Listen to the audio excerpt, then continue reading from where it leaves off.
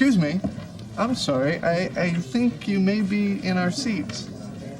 No, I don't think so. Can we take a look at your ticket? Sure. Yep.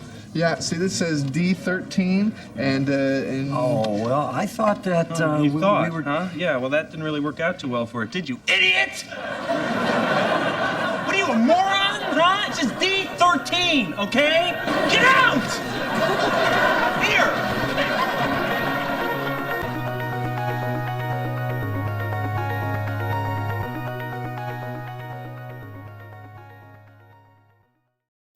Hi, and welcome to Honto Ego, Japan's only 99.9% English podcast hosted at my dinner table. I hope you have your ticket with you, because today's episode is all about the movie-going experience.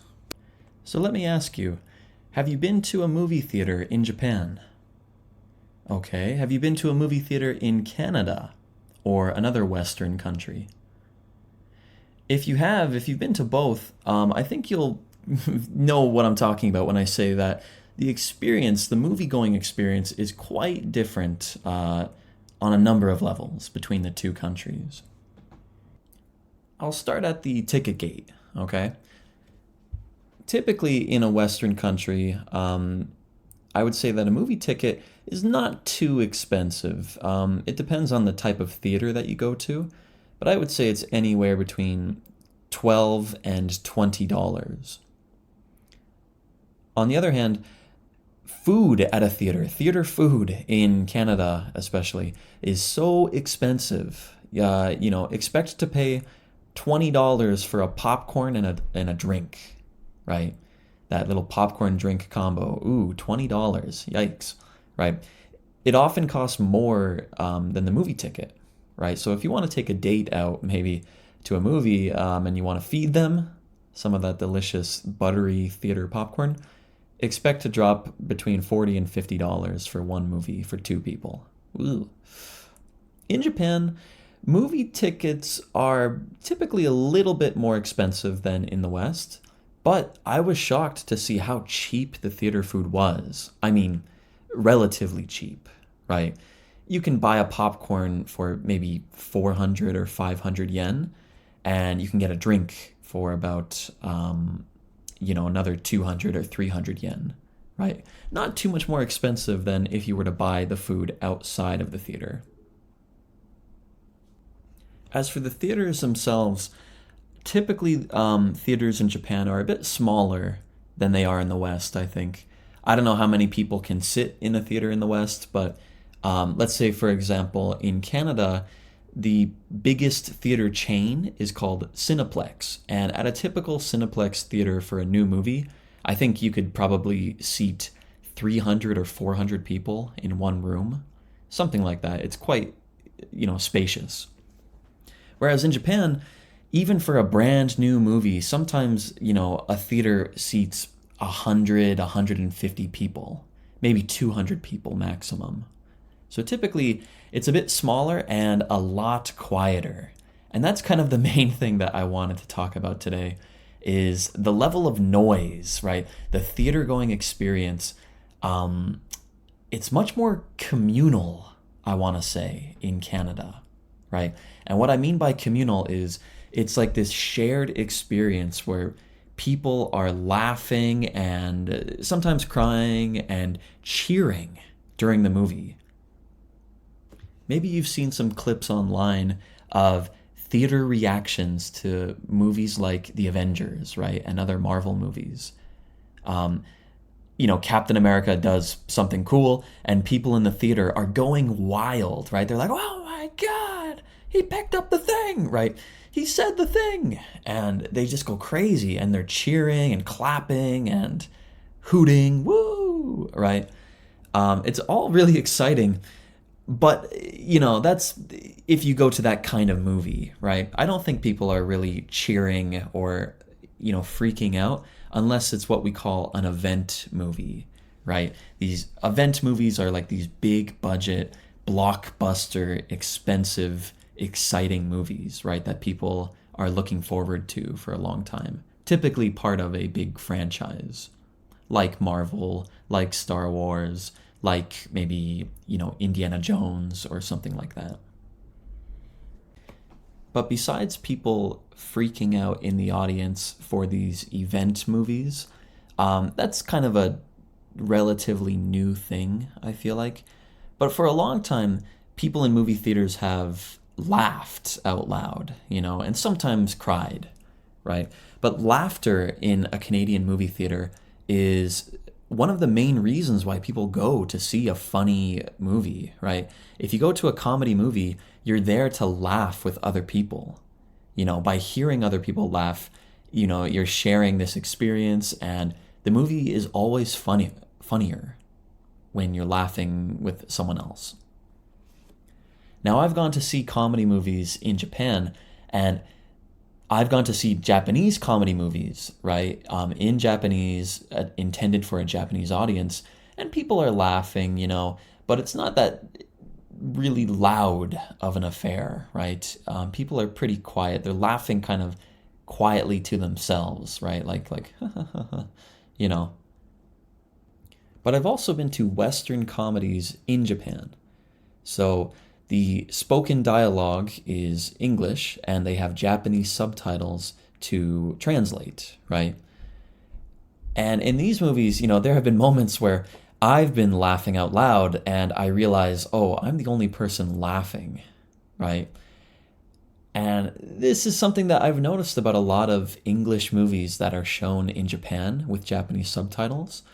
I think humor is really hard to translate, because in a lot of funny moments in movies, it's not so much what is being said that is funny. It's always how it is being said that is funny, right? So when you read it, on paper, it's not that funny, to be honest, right? But the way that the actor delivers the line is really funny. And that kind of thing you can't really translate, right? And sometimes as well, they have a very direct translation of what is being said. And, the direct translation, again, it doesn't capture what's so funny about it. And I've had the same thing happen for the reverse, right? I've told my friends about this really funny Japanese comedian that I've seen, right, on TV. And I've told them the joke that the comedian tells. And when I say the joke in English, it really does not sound funny at all, right? And I tell them, you just have to, you just have to hear how he says it, right? You just have to hear it in Japanese to get it, right? So comedy, I have to say, is the hardest thing to translate. So the movie-going experience is totally different if you're watching a comedy, I think. But even if you go to see a Western movie that is dubbed in Japanese, meaning the voices are changed to have Japanese voice actors talking over the movie. Even in that case, I think people are not laughing as much. I think that people in Japan are typically trying to be polite and respect other people's, enjoyment of the movie. And they're not trying to talk over the movie. They're not trying to distract people from the movie, which is a big problem in the West. You see advertisements or warnings before each movie telling you, no talking during the movie, stay off your cell phone during the movie, no kicking the seat during the movie, right? I've never really encountered any of that in Japanese movie theaters, but that's a daily, that's a very common thing in Western movie theaters. I've had many run-ins with other people in theaters where they're chatting like, da da da da, who's that guy? Ha, oh my God, what's happening? And you have to kind of you have to shush them, right? And I've seen this elevate into, a near fist fight, right? I've seen people start pushing each other, shut up, no, you shut up, hey, get out, right? That's why in a lot of Western movie theaters, they used to have ushers. Nowadays, they don't really have ushers. Now they just have employees who might come in with a flashlight and escort noisy people or fighting people out of the movie theater. And the last thing that I'll talk about, the last difference between Canadian and Japanese movie theaters is Japanese people sit and watch the entire credits at the end of the movie. um, it's so funny. I think the only reason why people would ever watch the credits in the West is in a movie like a Marvel movie where they have the stinger, like the little kind of clip at the end of the movie after the credits. People might wait to watch that. But generally, as soon as the credits begin, people get up, they take their garbage maybe, and they leave the theater.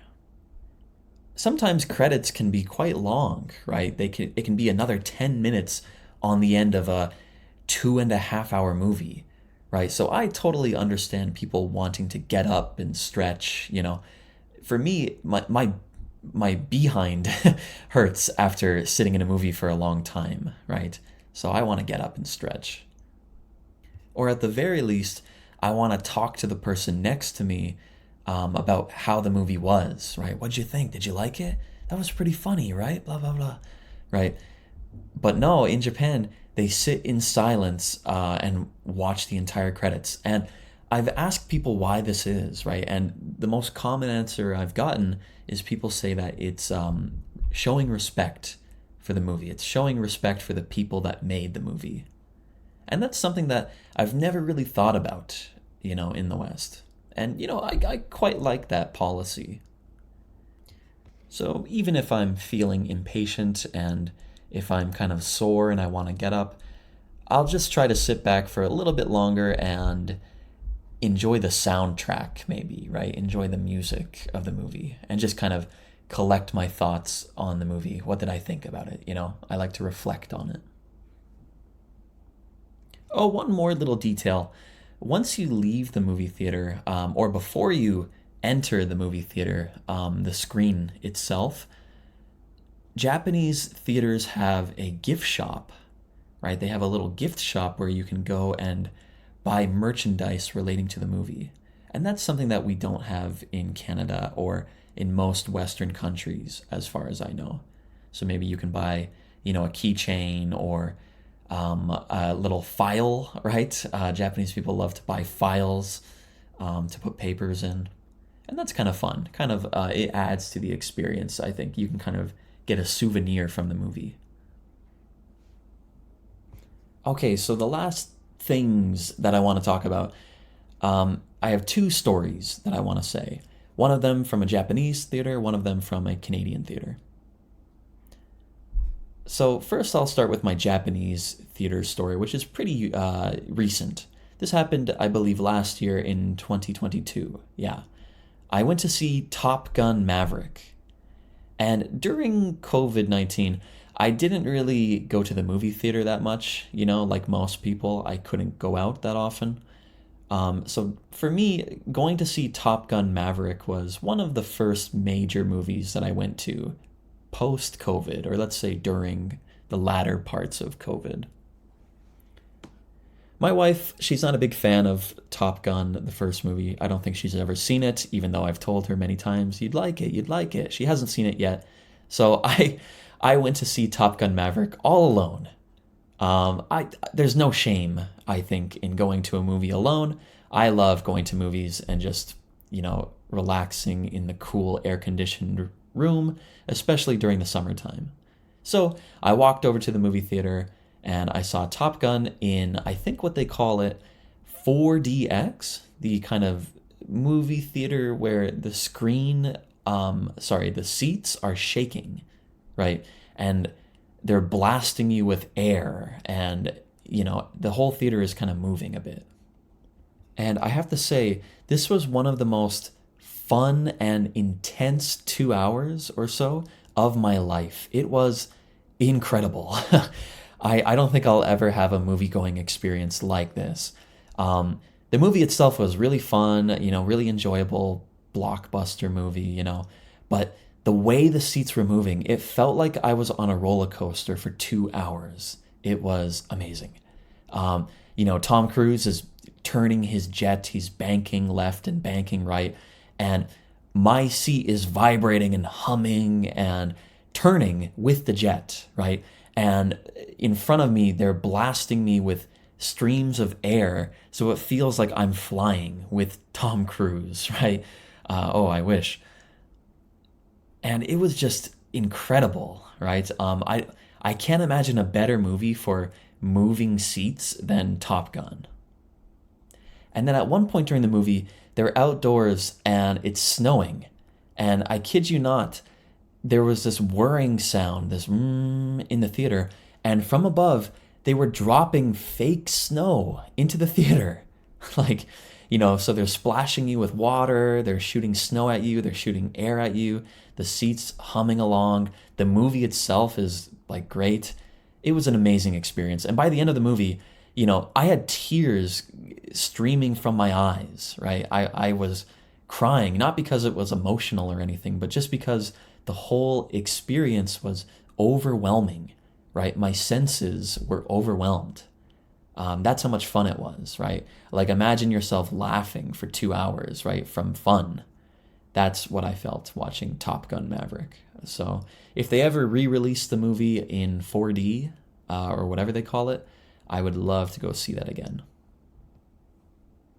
My second movie theater experience that I want to talk about from Canada, this happened to me when I was probably 10 or 11 years old. And I often used to go to movies with my dad, right? And in this one case, we were in Toronto at probably a Cineplex theater at this shopping mall. And I think we were seeing just some documentary, maybe like Planet Earth or a nature documentary like that. Nothing too exciting that time. And the movie theater, they had this policy of free refills on popcorn. Now, it's quite common in Canada to get free refills on your drink, but that means that you have to get up out of your seat, you have to go back and ask for a refill of your soda, right? I don't know if they do that anymore. I don't think they do. But even back then, when I was 11, they actually gave you free refills on the popcorn as well.